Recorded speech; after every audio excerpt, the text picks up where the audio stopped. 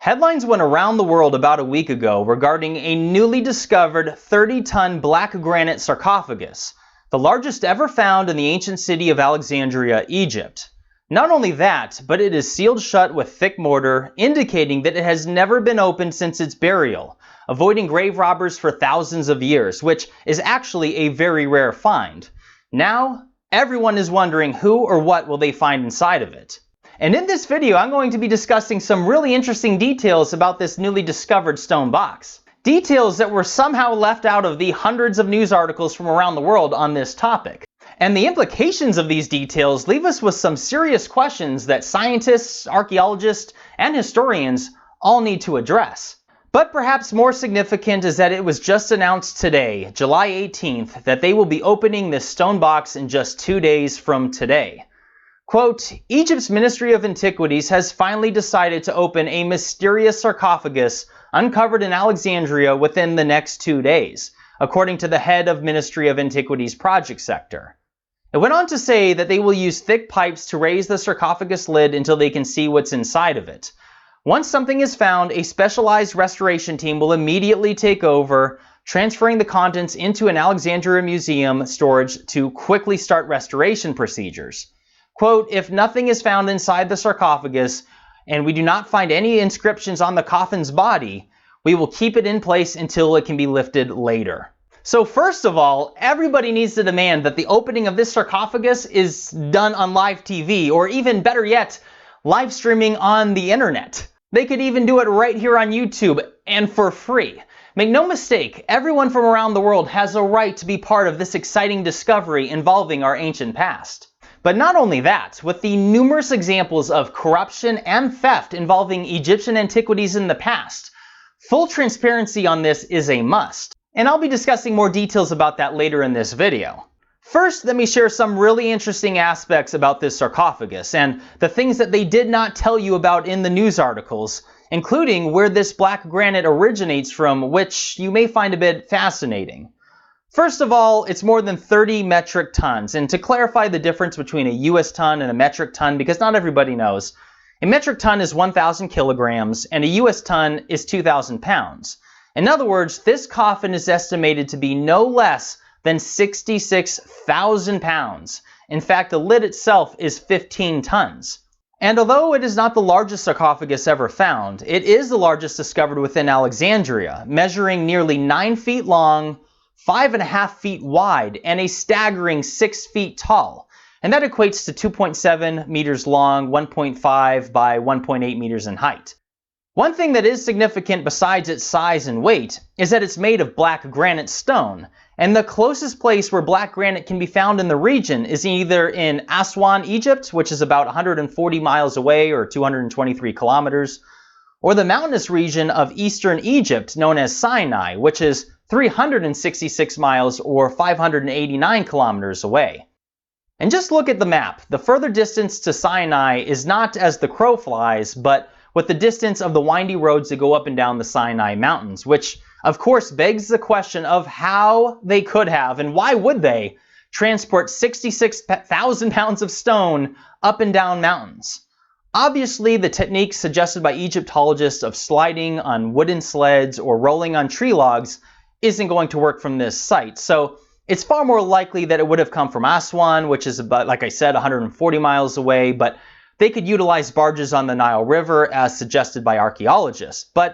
And although that's feasible, and I don't doubt this method, I would still like to see them actually demonstrate them load and unload these two 15-ton pieces of this box onto a boat and then unload it, all while dealing with the issues of balance and counterweight. I mean, this is a theorized method and not necessarily what the ancient Egyptians actually used.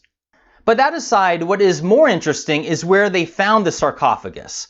It was discovered by accident during construction of a new building within the city of Alexandria. And keep in mind that this city is densely populated. This only further validates that much of the remnants of ancient Egypt is literally under the streets and houses that exist today. This is something that I've discussed before, and take the example of the massive statue discovered in March of 2017, found in the middle of Cairo. And who knows what else is hidden and buried in the immediate area around that discovery. Another good example is the 2017 discovery of a 130,000-year-old set of mastodon bones that have evidence of human tooling and cut marks, which proves that ancient humans were in America well over 100,000 years before ever thought possible by academics. And the implications of this are enormous, as it debunks what scientists thought they knew about the human migration process. Now, I've discussed that in other videos, but the reason why I'm bringing it up again is because this discovery happened by accident while doing construction on a freeway in San Diego, California. And so when you look at the vastness of the modern city of Giza as an example, we can only imagine what lay hidden just meters underneath that city. But to re-emphasize my point, all of these recent discoveries were found by accident. So just imagine what we'd find if we actually went looking underneath the modern infrastructure around ancient sites from around the world. So going back to the Black Sarcophagus discovery, and that reminds me, and this isn't to sound like a smartass or anything, but they are of course using heavy machinery to lift this 30-ton stone box out of the 16.5-foot deep or 5 meters deep hole where it was found. And it's kind of funny how Egyptologists never actually demonstrate the theorized lifting techniques they claim the ancients could have used. And I'm not even suggesting that I doubt these techniques. In fact, I would bet money that they did use pulleys, but I feel obligated to point out that most people that teach this and write about it in textbooks actually sit behind desks for a living and never actually try out any of these theories with their own hands. I mean, it must be mentioned that these scientists cannot even explain how the ancients actually cut this granite box with such precision. I mean, look at the angles on this, and obviously this thing has damage and erosion, so it will be fascinating to see what the inside stonework looks like once they open it up, particularly how level it is and the detailed precision of the angles. The very design of this stone box, particularly the lid, is incredibly similar, although about 2/3 smaller the size of that of the 100-ton stone boxes at the Serapeum of Saqqara, located near Memphis, Egypt. And even Zahi Hawass, the disgraced former minister of antiquities of Egypt, and in my opinion, a huge example of why the newly discovered sarcophagus lid should be opened on live TV is so important, but even this guy admitted on live TV that they have no idea how the dynastic Egyptians could have done these. And mind you that they are machined down to 2/10,000ths of an inch, and the corners are so precise that we can't do this today without using routers and diamond bit drills controlled by computers. So although these are much larger, in fact there are 27 of them by the way, and some measure as large as 14 feet high, 10 feet wide, and 15 feet long. And others are smaller and weigh 70 tons, but regardless, these pictures never do them justice for just how massive they really are. But it's interesting that the shape of the lid is virtually the same with the 3 cut angles when you compare. But the significance of the comparison is ultimately related to the fact that this is black granite, and bronze tooling that the dynastic Egyptians had could not have cut through this type of stone with anywhere near this level of precision. These methods have indeed been tested and they failed miserably. They can only cut at a rate of a couple millimeters an hour, literally, and the saws wear out almost immediately. There's no comparison of precision, and besides that, no saws, none, of this size have ever been found or are even depicted in hieroglyphs left by the ancient Egyptians.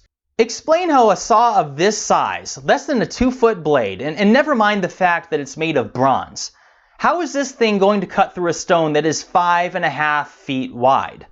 The saw you're looking at now is the best and largest found from ancient Egypt. And the depictions of this saw are detailed by the Egyptians and can be seen only being used to cut wood, actually. It's ridiculous to suggest that bronze would have been used to cut through granite, and it's ridiculous for scientists to sketch up images of massive bronze saws, which there's no evidence to suggest that they even existed in the first place. And again, when they made one and tested it anyways, it failed. Yet they still teach these methods in school today. You see, it's important to understand this because it's called science, and it's actually being ignored by academics that teach us about our ancient past. If you followed my other videos, you've heard me discuss numerous lines of evidence about how ancient humans were far older and advanced than we were ever taught in school. So in other words, an advanced civilization, not necessarily as advanced as we are today, but advanced enough to do things that we can't wrap our minds around, at least involving this ancient stonework. Something happened to them about 12 to 13,000 years ago during the Younger Dryas cataclysmic event, which they don't teach that in school either. And basically over the last 13,000 years, the sands of time have eroded and erased pretty much everything other than megalithic stonework. So when I see this box and the 2,000-year-old narrative within every single news article on the topic, it feels like a foolish rush to judgment. The only reason why they came to this 2,000-year-old theory was because of this deteriorated alabaster head found not far from this granite box. And this alabaster head is clearly Greco-Roman, so the time frame would coincide with Alexander the Great being in Alexandria. So perhaps, yeah, maybe some nobleman living there at that time is buried in this box. I mean, really, it would not surprise me if some rich prick Roman took this box for himself to be buried in, and that's who we find inside. And of course, the Romans were there and set up shop in Alexandria, so of course it would make sense to find some notable burials in that area. But that doesn't mean that this box was created at that time. What I do know is, if they don't open this sealed sarcophagus on live video, conspiracy theories will likely be formed by people who are aware of the various cover-ups of the past involving the ancient Egyptians and modern antiquities. Make no mistake, and I'm not suggesting that anyone involved in this discovery would do anything to cover up or mislead anyone or anything. But with that said, there is zero reason to not have full transparency and public involvement in this discovery. I mean, there's really no acceptable reason to do this off camera, is there? I mean, because of technology, the whole world can pretty much watch this live. So there's really no reason to not do that, unless there's something I'm missing here, right? Just think about how exciting and what an incredible event it would be for people from around the world to be able to tune in and watch this on TV, or like I said, even on YouTube, because then they wouldn't even have to plan around network schedules or anything.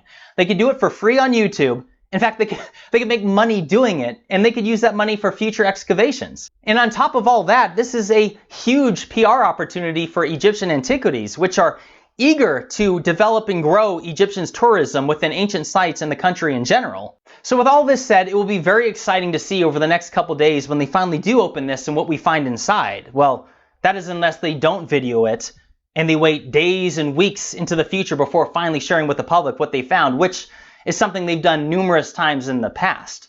Anyways, guys, I'm going to leave it at that, but leave a comment to let me know what your thoughts are on all of this, and hit the like button and subscribe. But I'm Jimmy, this is Bright Insight. Take care, everybody.